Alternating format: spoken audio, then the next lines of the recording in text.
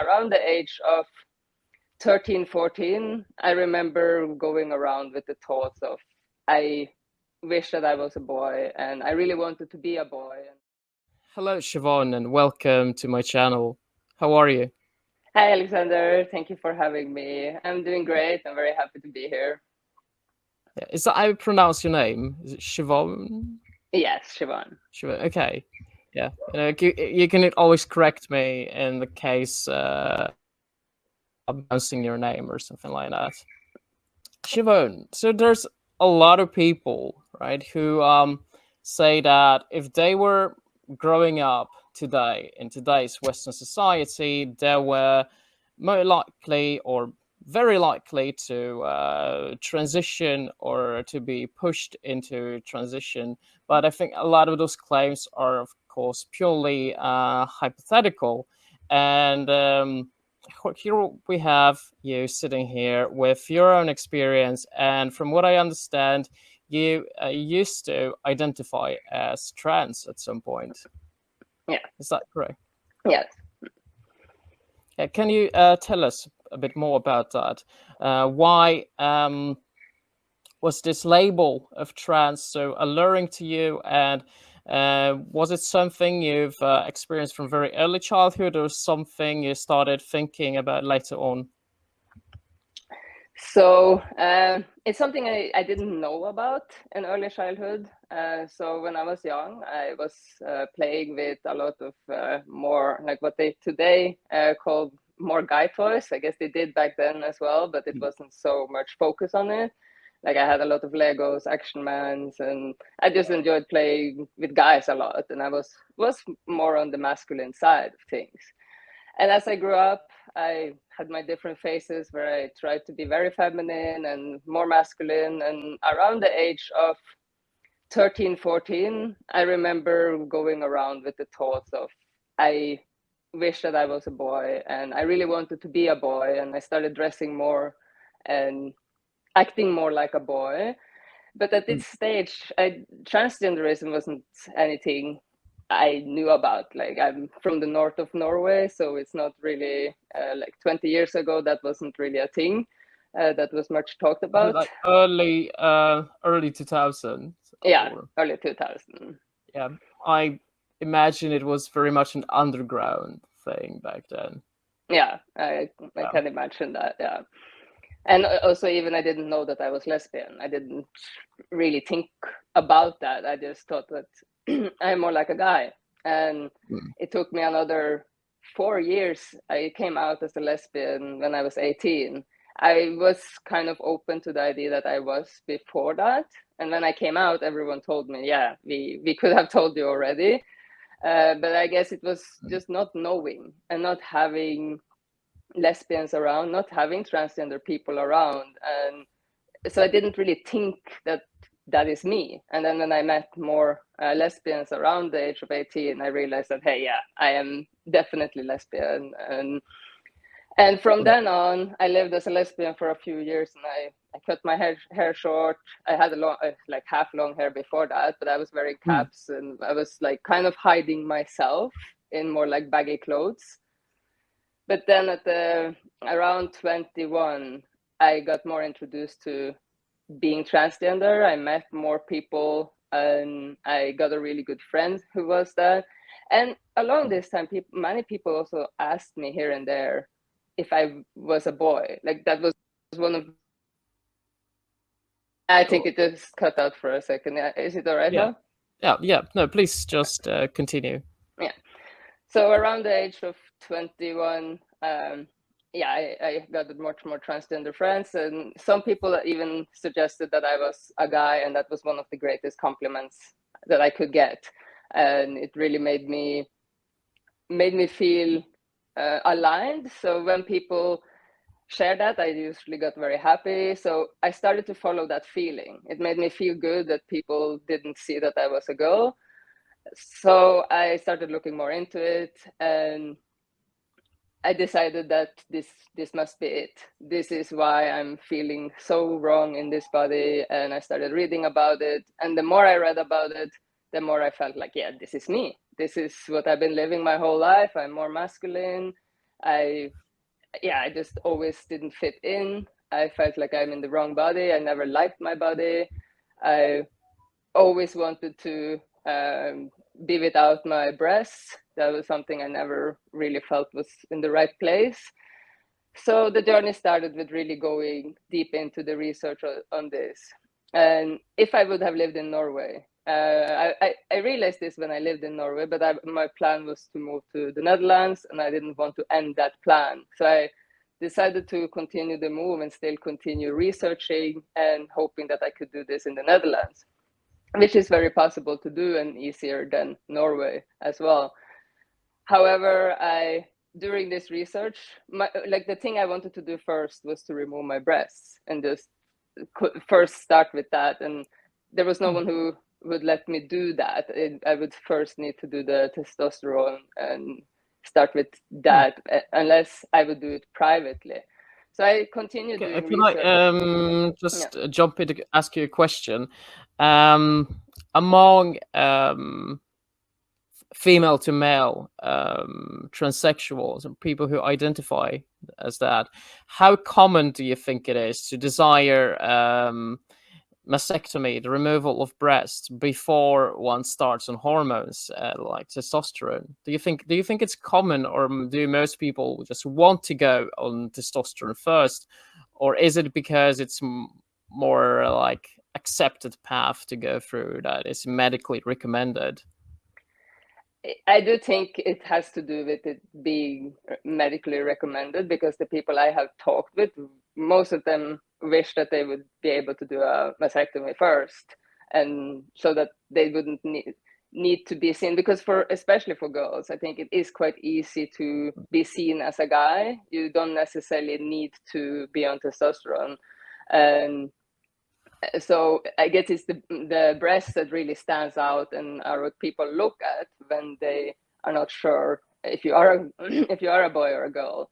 So the experience I have from my friends and the people I know is that they would do that to begin with if they could. And how far, or did you start to medically transition, or did you just transition socially? I just transitioned socially. Okay, but would you say it was a realistic prospect that you would at some point end up on hormones? Yeah, I was researching this a lot, and I wanted to, because I didn't want to go through the medical system, since I wasn't living in one place over a long period of time. I've been traveling and moving around a lot. So I was looking a lot at just buying testosterone online. And however, I am quite conscious about my health. So when I was doing research, I figured out that the best way would be to do it properly. So I started saving up to remove my breasts, and my plan was to do that a few years ago, and I had saved not fully up to it, but I was pretty much ready to remove my breasts privately, and I just wanted to do that and kind of be all right with that for now. But I didn't end up doing it. Do you consider yourself lucky because of that? I'm considering myself very lucky. Yeah. Just a few years ago, I would, if someone would come over to me and I say, we will help you transition for free, will you do it? I would say, yes, please. But just in a few years, I have realized that I'm so insanely grateful that things happened the way that they did. So I wouldn't be able to do it back then. Right. Yeah. I mean, it's really interesting how that perspective changes, right? When you are in this mindset of transitioning, it's like you're almost not considering the possible consequences and effects of that on your future if you ever actually do change your mind, or you get to know yourself better. You find out that, oh, maybe this is not the right choice for me. And then once you have those surgeries done, you have those permanent changes done to your body, as was in my case. I mean, I agree with you that you're definitely lucky there. Yeah. And how long did you identify as trans? For myself, I guess since when I was around 21, so about 11 years ago, until 28, so around 7 years. But I wasn't like, I did tell the closest people around me, but I wasn't publicly. I didn't use he. I did use they them for a while, and for some people, very few people, I did use he.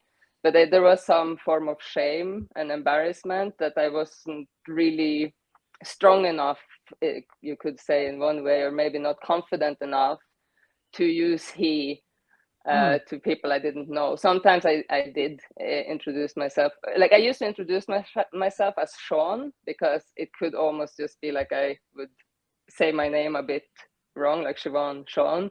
Yeah, or like real fast. Yeah. Yeah. That was kind of my way of like, yeah, okay, if they are like her, then I can explain that it's Shivonne. But if they are okay with it, I kind of pass, basically. I find it really fascinating because you identified as trans longer than I did. For me, it's approximately 3.5 years. And in those 3.5 years, I've managed to go all the way, right? Whereas you never started a medical transition. Would you consider yourself a desister? In some ways, yes. Because I did live in the ID, and my goal was always to be able to do it later on. I was just not rushing it. Yeah, I mean, I do think it's a responsible approach not to rush it, and considering how you were researching the effects of hormones, and that you wouldn't consider just buying hormones of the internet in consideration of your health, I think that says a lot about you as a person in terms of responsibility and your approach. In some way, yes, but I do think if someone would have offered it to me as to where I was, I would just have gone with it. But it was because it would have been kind of illegally, or I would order it online and you wouldn't know what to get. So I do think it's a bit there, like, yeah, some responsibility, and which I'm grateful for, but also the reality of the risk of buying it on the black market. Yeah, I mean, I think it has this effect of being off-putting when it's it's something you're buying from a black market. But once it's medical professionals who are recommending this to you, it comes from this place of authority and trust, and it's much easier to go that path when it is being presented to you in that way. Wouldn't you say Absolutely. so? Yeah.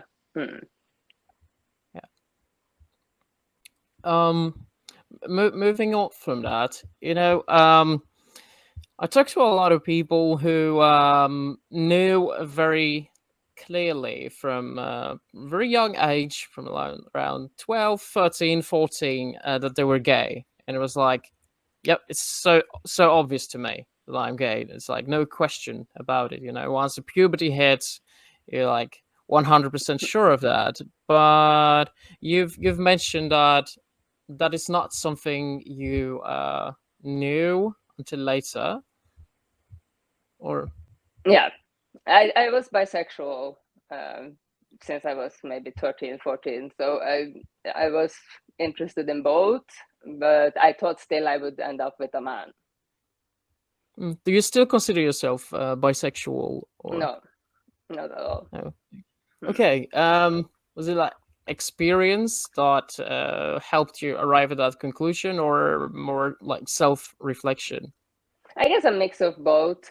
I think also maybe the most important thing was to connect with other lesbians, because before that it wasn't just taboo, but it was also so new to me that I didn't know if it was really possible, and I think it was more resisting that I was different in that way, and kind of calling myself bisexual to get away with maybe judgment, but also for myself to kind of be able to be a normal person, even though I was never really seen as a very normal person. But I guess it's like Neither was I.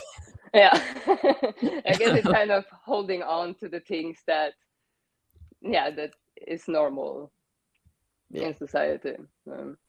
The sort of environment you were at, were people very affirming of your trans identity, or did you meet any resistance there? I wouldn't say there was much resistance. I also one of the reasons why I did postpone transitioning was because I became an animal rights activist and I wanted to prioritize being an activist for a while. And at that time, I also it was a bit of a struggle to justify spending all this time, resources on me when I realized what's happening to animals out there.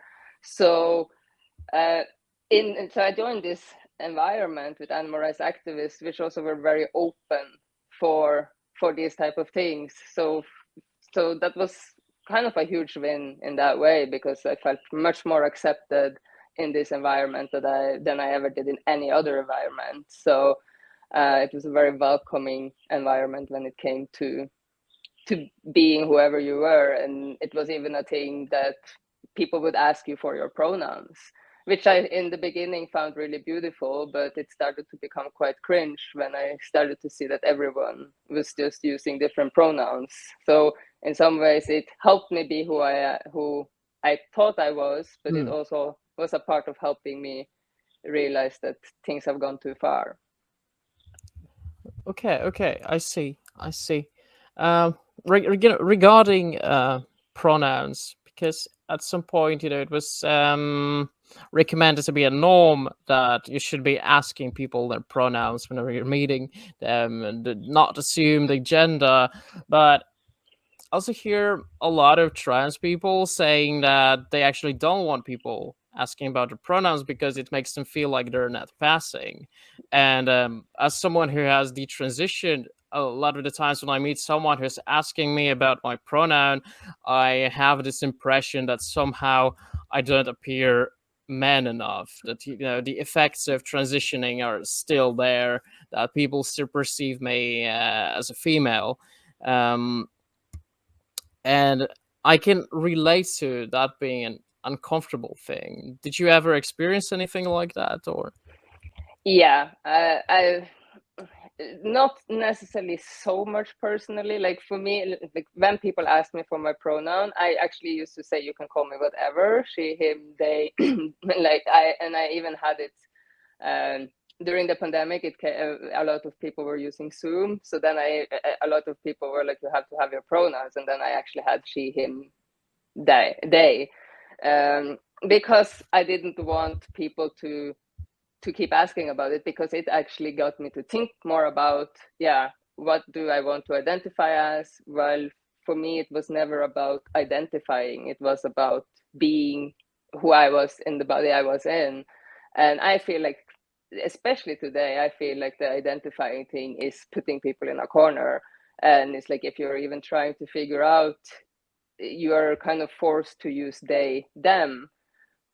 But why does it matter so much which pronouns we use? I still don't get why it is so important. And if it would be, why can't we just prioritize using people's name? Like I'm talking about Alexander coming over. I don't need to use his pronouns all the time. Yeah. I mean, I agree with you. And in most cases, when it comes to pronouns, you're not using pronouns when when you're talking directly to that person, right? It's usually when you're talking about that person. A lot of the time, when that person is not involved, so it's not like it affects you. Besides, I really think people should separate themselves from those pronouns. Like, I think there's just too much focus on that in society at the moment. And I don't know, I'm hoping that it will calm down eventually at some point, that people will move on from that. That it just, things reach that peak and then it sort of goes down that slope. Yeah, and I do feel like that's maybe what we are seeing now, because I also, as you said, like this holding on to it and it really being identified as a pronoun. I think it takes away a lot from the human behind the pronoun itself. Yeah. I think the peak of that were like those things called xenopronouns, or whatever they're called, where people use like tree or demon or ant or Fairy, mushroom or yeah. insect, bug, cloud, alien as pronouns. I think that was the peak of that. Yeah. Like I don't think we can go further than that as a society. And if we do, I will be genuinely surprised. Yeah. Yeah. Same here, but at the same time, like, I don't know, like when you think it can't get any further, it somehow managed to sometimes surprise you again. So I'm not closing it out, but I hope I hope the xenopronouns has been the tip of the iceberg. Yeah, absolutely. I want to ask you the next question. Now that the audience understands where you're coming from, I want to know more your thoughts on this particular topic, and that is the strict gender roles that society has enforced on people. In what way do you think those strict gender roles can be, well, at least not beneficial or even dangerous for an individual who does not fit into those categories, or who perhaps wishes to explore things a bit, just play with their expression, and how those restrictions can possibly lead one to desire to transition, to step over that restriction barrier? Yes, that's a really, really great question. And I think there are a lot of different answers to it, but I think some of the things that really stands out to me is starting very early on in school, and the way that you are being identified, you are put into this box, like either you are with the girls or either you are with the boys, but the only thing that actually um,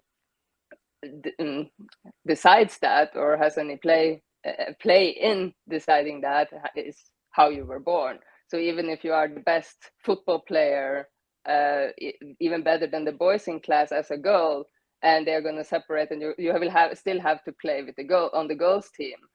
So I do think many of these things in some countries and in some areas this it's not so strong, but I do think many of these things are kind of forcing children to believe more that they are in the wrong body. Because if I hang out with the guys all the time and I play with the guys, but in school, in settings where the school decide I will be forced to go with the girls, then I will also start asking myself, like, what is it something wrong with me, since I am not as the other girls? And the school is kind of enforcing that. And very often at home also, let's say you have a bigger brother at home who is playing video games, but then you want to play video games and you're told that, yeah, but that's for guys, over and over and over again. Or like, these things that you want to do is more for guys. Like, I think those things are very much the thing that makes people question if there is something wrong with them.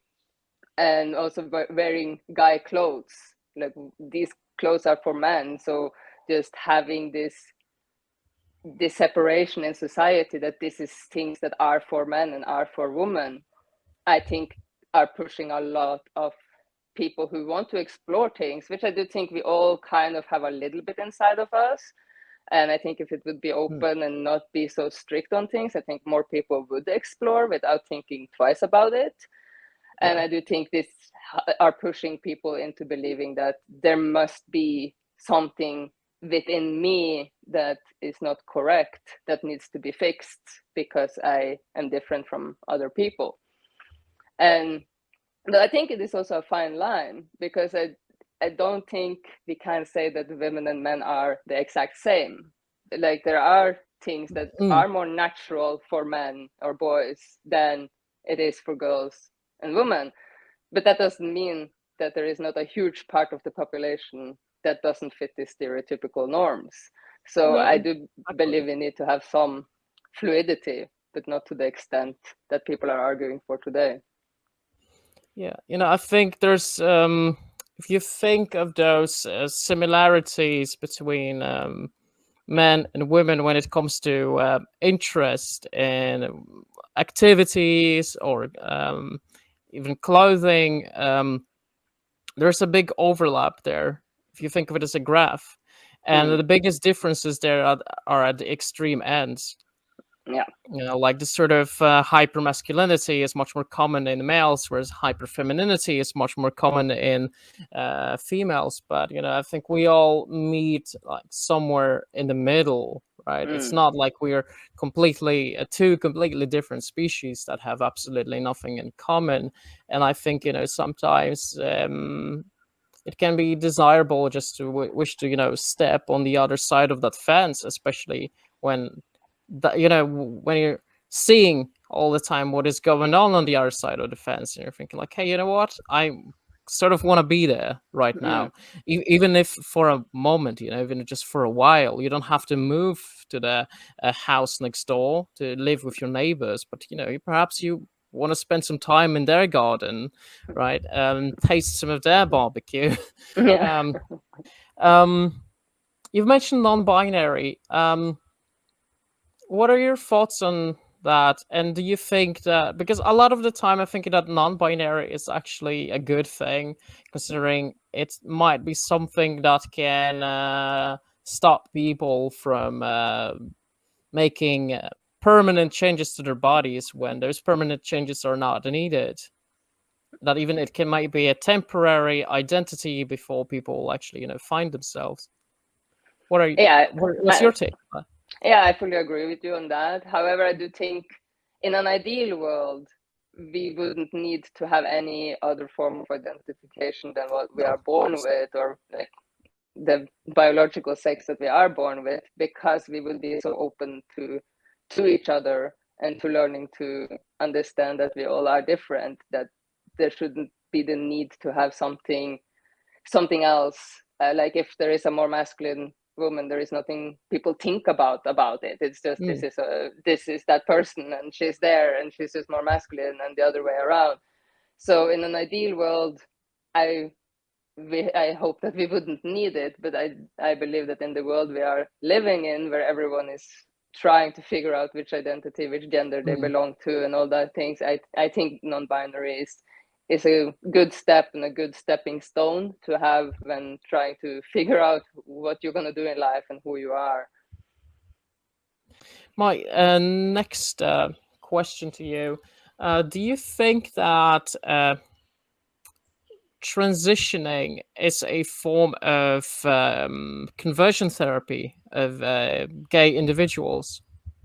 Very often, yes. I think we can see that with all the detransitioners that are coming out regretting and realizing that they were just lesbians or gay when they were kids, and they didn't have either support from family or support around them. And as a lesbian myself, who also just wanted to be normal, like I would like to just like who doesn't want to be just like everyone else during some parts of your life if you are different? Like today I'm very grateful that I am different, and there's a lot of benefits with that. But when growing up, I would do a lot to just be a regular guy Yeah, and yeah. get a regular girlfriend, and be able to have a regular family and do those normal things. So yeah, I absolutely think that there is some form of conversion therapy, and I can imagine also parents feeling it is much easier to say that they had a child with a medical condition and transition them, and then you can even move to another place and no one will ever know, compared to actually having a gay or lesbian child, especially if you are religious. And if you look at the Middle East, it is very common to actually be transgender compared to being gay, and it's more accepted in Yeah, certain like countries. Iran is it's a country where it's illegal to be gay, but it's legal to be trans, and a lot of gay people feel forced to have those medical procedures, in order to fit in, or even to avoid death sentence or prison, right? Yeah. And it sucks. It sucks. And well, fortunately, we're not there here in the West. That's a good thing. And Yeah. also, I don't think that this whole transitioning thing is like I don't think its direct cause is to convert gay people. Like I don't think that's the main goal there. I No. think it's more of a accidental side effect of that, and I think that is something that should be addressed. And you know, just some years ago, I've met this woman who was very religious and quite homophobic, but she was okay with trans while not being okay with gay. Like, to her, she would rather have a trans child than a gay child, you know, because at least a trans child will appear straight, right? Yeah. Yeah. Yeah. So like it is happening, you know. It's not a secret that this is happening. But yeah, also as you said, like it's not that, I don't think it's the intention, and I also don't think it's the intention to teachers in school where they are teaching children about pronouns and encouraging people to choose a pronoun while they actually might just be a girl who likes girls, but because they are introduced to this concept in that way, they think that they might be a guy. So I don't think that's people's intention, but I think it's the cause, the outcome of doing this. Yeah, no, absolutely. I even think that behind teaching about gender identity and trans and pronouns at school, I think there's a good intention behind that, you know, because they might be thinking, you know, there are those kids who are struggling with those thoughts and feelings, who are struggling with gender dysphoria, and we need to teach those things to open people's minds. And I don't think that's a bad thing, right? But then you also have this darker side of that, you know, where you're filling very young minds with that information, and well, 99% of those kids are actually not trans, or perhaps more than 99% of them, but because they're young minds can be very easily formed, and with that sort of information, you're literally affecting them. And then there was this case of this this little girl who came home crying, and she was scared that she will turn into a boy, because the teacher told her that you can become a different sex throughout your life, you know. And I think that's information that can be easily misunderstood by kids, and there's a danger to that. Yeah, and I think a lot of kids literally think that you can just become the opposite sex and not thinking about, like, of course you're a child, you don't think about the consequences in the same way either. Yeah, no, absolutely. Like, do you think those things should be taught at school? And if so, at what age do you think it is appropriate? I don't think it should really be that necessary to talk much about it at school. Like, the way I see it is that it would be beautiful to have a book in every classroom where you show different families, like some families with gay people, some family, like single mom with a child, single dads, like what basically exists in our society. I don't think we need to put a lot of pressure on these things, because that is like pushing people into a direction that they might not have any interest in and not have the need to learn more about. And I think the way of normalizing things is to normalize it, not to over focus and hyper focus on it, because then it shows that, okay, something is different here because we need to focus so much on it. It's not like we focus on normal thing in the same way. So yeah. I mean, I have the same thoughts when it comes to like normalization of gay, Mm. the gay part, right? Like, I don't want people talking about it all the time. I don't want to be this big thing. One thing, like, this is what I'm doing. This is my life. This is who I am, and for me, this is a normal thing, right? Like, I don't want to make it abnormal by having so much focus on that. And of course, I mean, to some degree, it is necessary. I think the fight for gay rights that was happening a couple of decades ago, I think that was very, very important. But as we're moving on, I think, it's time to like settle down. Yeah. In a way. Yeah. Yeah. And yeah, I mean, I would say I agree with you definitely about the part of like showing different families. I think, school should be like informative, like, different types of people exist. Okay, we shouldn't be ignoring that. We shouldn't be acting like it is happening or acting like if someone is different, it is wrong, because I don't think there's necessarily like right or wrong there. But I think the goal there is like, how do you do it informative, but not ideological and dogmative? And I think it's a very thin line, there between the two. It's so easy to end up on that side where it becomes dogmatic. Yeah. Do you think schools today, or at least in Western countries, operate in this dogmatic way? I think it's like it's so much variety. I think you will find everything, like literally everything, when it comes to this in the in schools in the Western world. So I'm quite sure that in Norway we don't talk as much about this as they do in the US.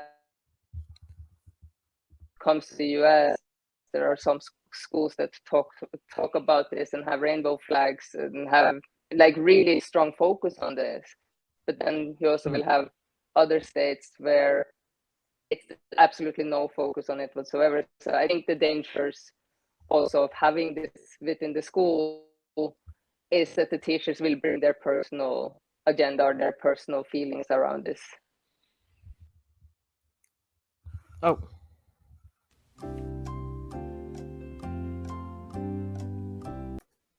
Sorry, you disappeared on me there for a second. Am I back now? Yeah, you're back now. All right. Do you know where I cut out? Or? Yeah, you were talking about different schools in different states.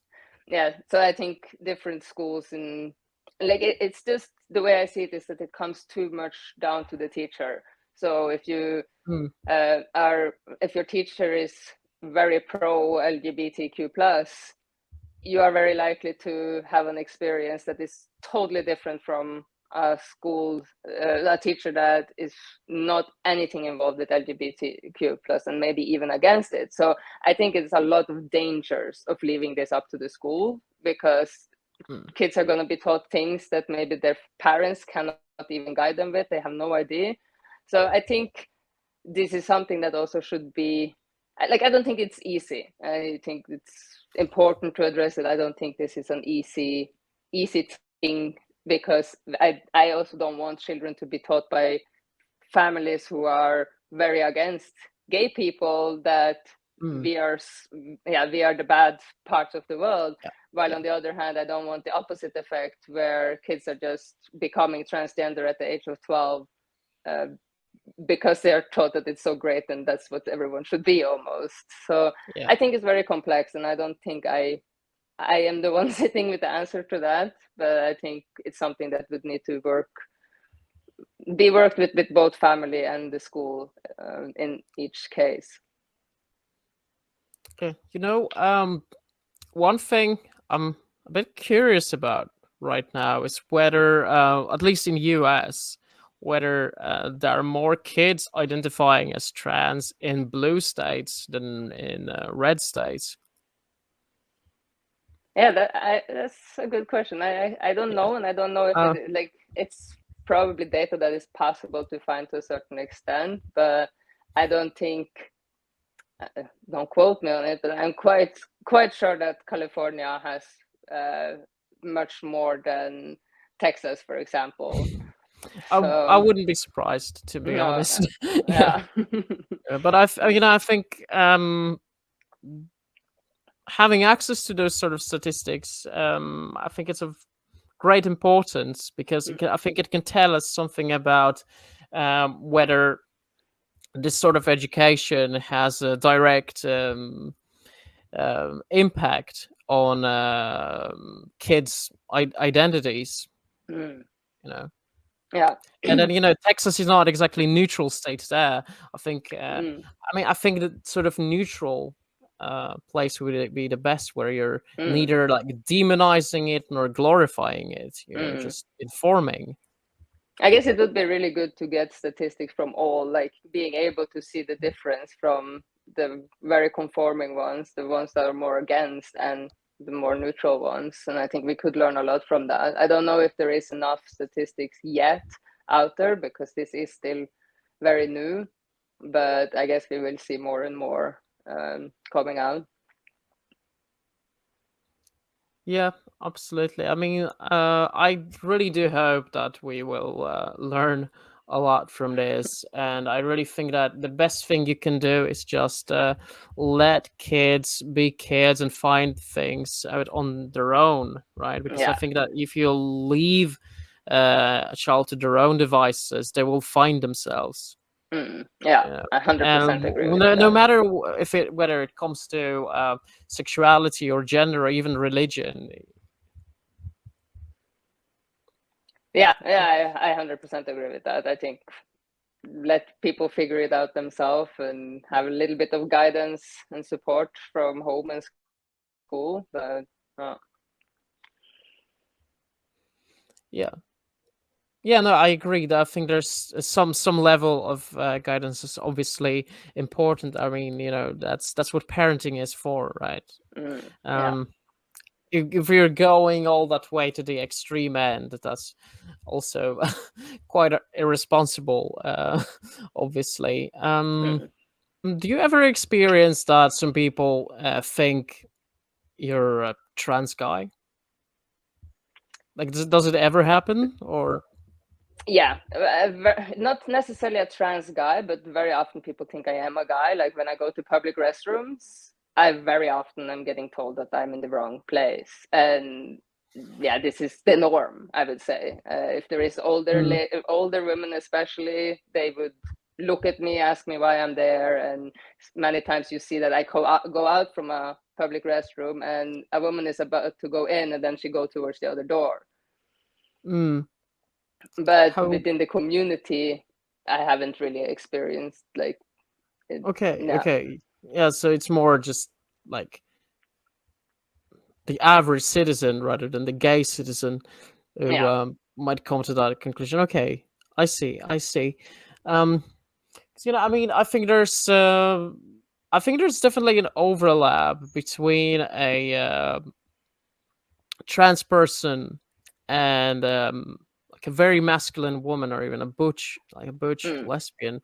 And I think historically there has always been sort of an overlap between trans guys and butch women.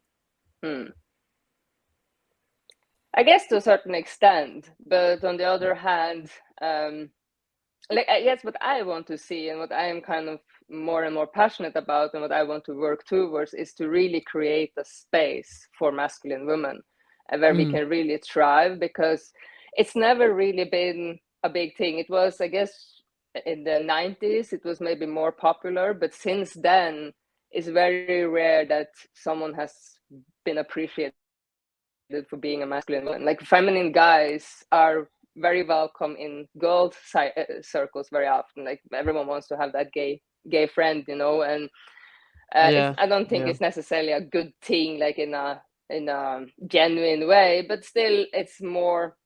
There's more a space there, while masculine woman is not like guys want to hang out with masculine women. So it's. I feel like the masculine woman is kind of not existing. It's like, yeah, you're just a masculine woman, you're driving a tractor. And also, as you say, like we are very close to the trans man. So I feel like that is maybe what is needed to really step out from that and create or take back that space for masculine women, whether you're lesbian or not, without that having to do anything with changing your body. It's actually thriving in your body as it is, because you maybe like lifting weights and be more of a muscular person, or you just like wearing more guy clothes and be more in that alignment.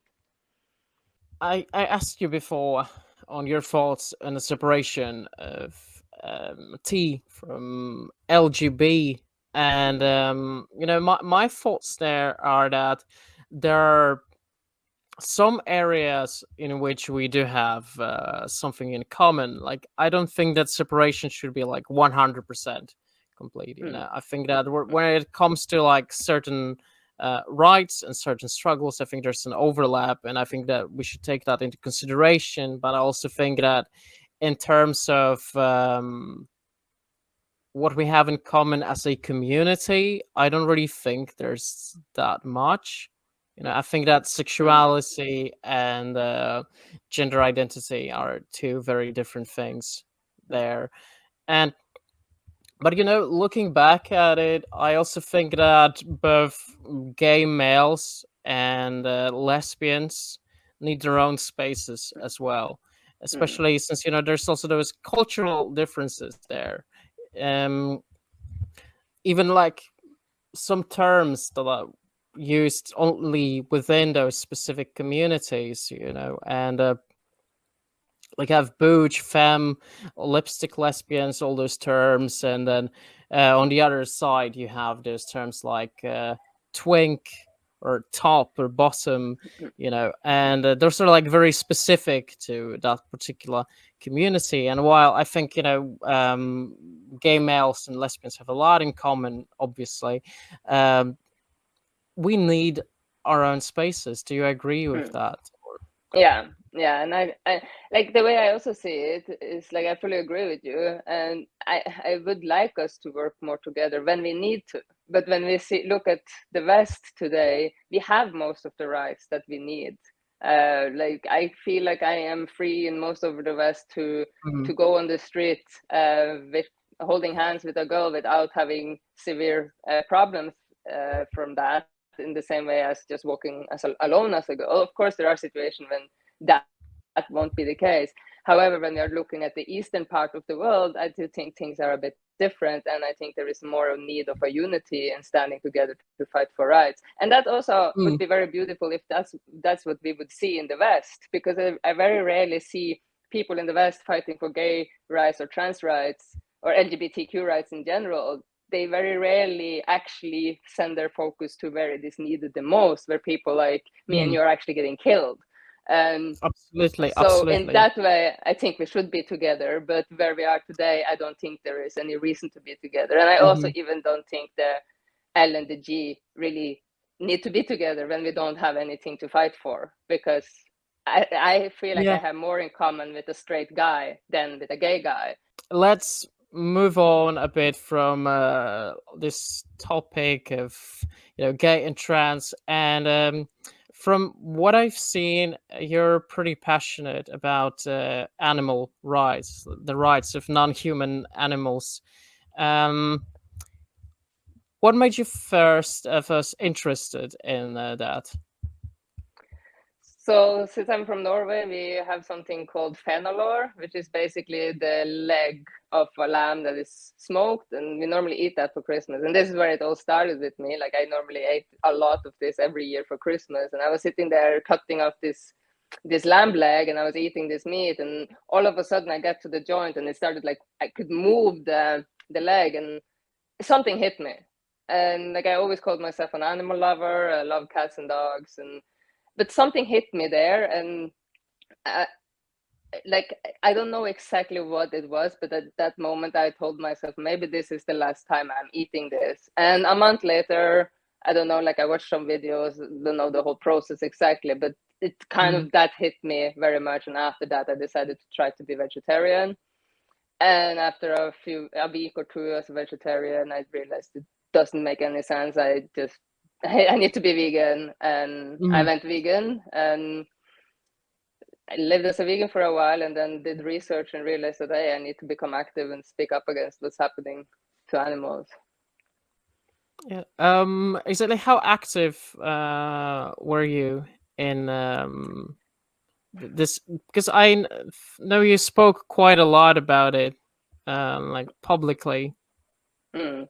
So I've been traveling to 25 different European countries to organize events, hold workshops, and talk about animal rights. I've been arrested 3 times. I've been Wow. a part of entering several farms. I've been doing investigation footage. I've been rescuing animals from the farm itself, inside slaughterhouses, filming.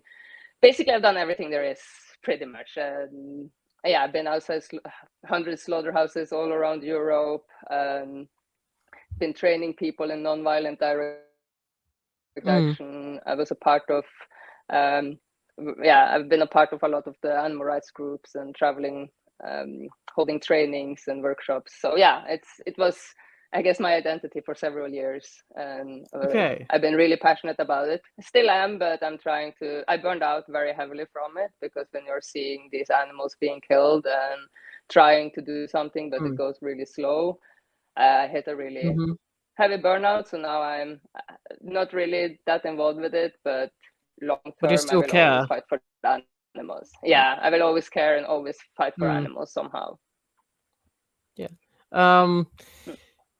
A lot of people consider those types of activists and protesters as annoyance.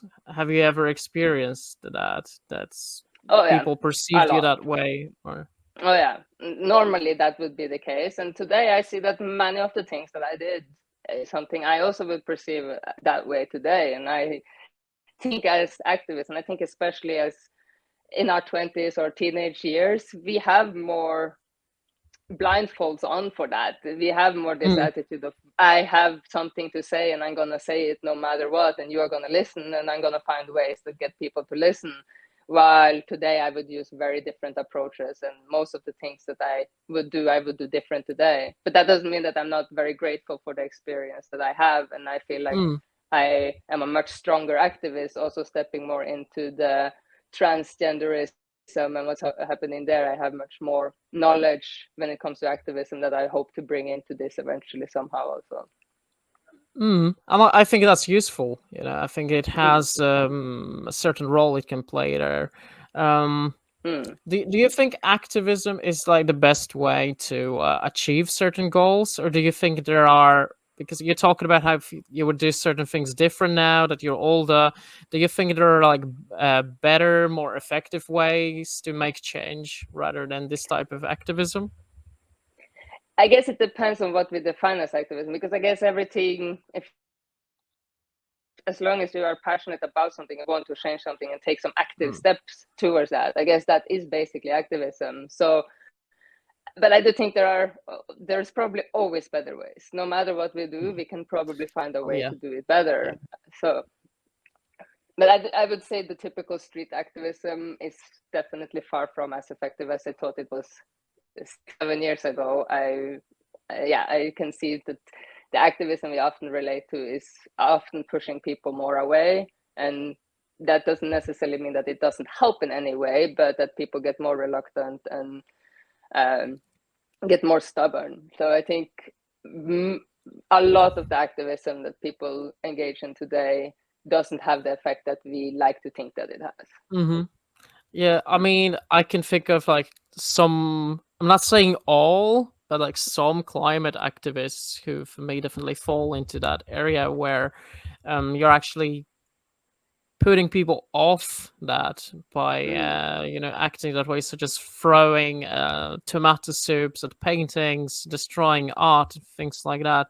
um like I'm not sure it actually achieves anything, No, to yeah, be with those honest. things, I think in the same way, and I Yeah, feel like it's maybe more cringe than effective in any way. yeah, absolutely. And Mm. and I'm not necessarily even like a um climate change denier and even or anything like that, but I think there are more responsible ways to approach those issues than through this type of activism, because I don't think all activism is bad. I think Mm. there's a lot of good activism going on, and there's a sort of label that comes with activism. Why some people even prefer to call themselves advocates rather than activists because of this negative correlation there.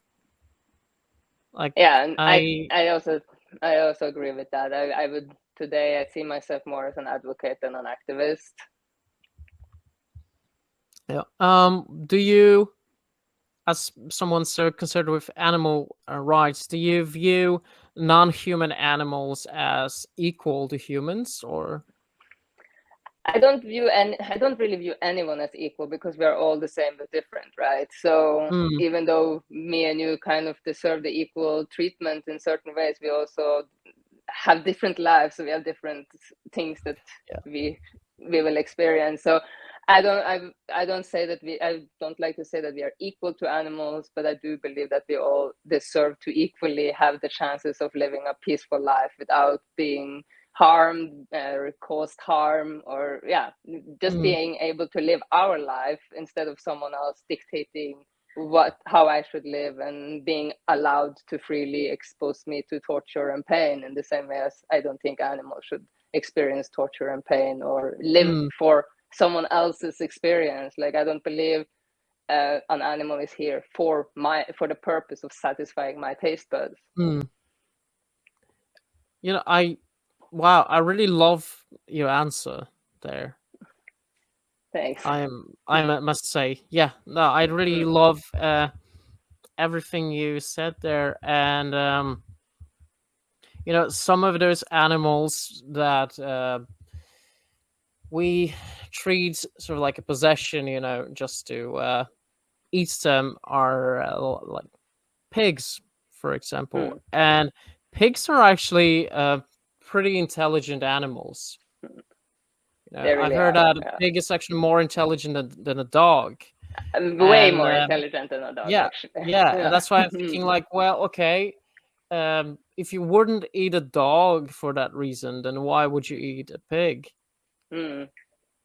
And I think that Uh, is a question we should all ask ourselves, because we are very mm, against, most people are very against that in certain countries they do eat dogs. And I often have people talking to me about that. And for me, that doesn't make any difference. Like, okay, in China, they might eat dogs, or in South Korea, but mm, that's no difference when you love all animals, when you love a pig, and when you have a friendship with a pig and have experienced how pigs really are. Why is it different what we do in Norway or what they do here in Costa Rica with pigs? mm.